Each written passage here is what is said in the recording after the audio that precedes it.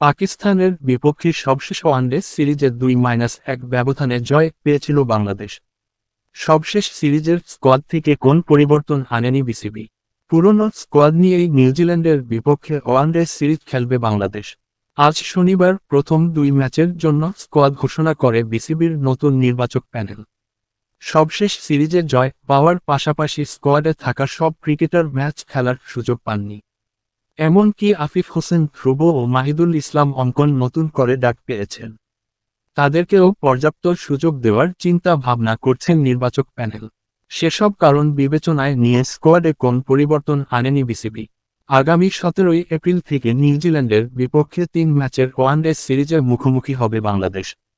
পরের 2 ওয়ানডে অনুষ্ঠিত হবে আগামী 20 ও 23 এপ্রিল। বাংলাদেশ স্কোয়াড: মেহেদী হাসান মিরাজ, সৌম্য সরকার, সাইফ হাসান, তানজিদ হাসান, নাজমুল হোসেন, তাওহিদ হৃদয়, লিটন দাস, আফিফ হোসেন, মাহিদুল ইসলাম, রিশাদ হোসেন, তানভীর ইসলাম, মোস্তাফিজুর রহমান, তাসকিন আহমেদ, শরীফুল ইসলাম ও নাহিদ রানা।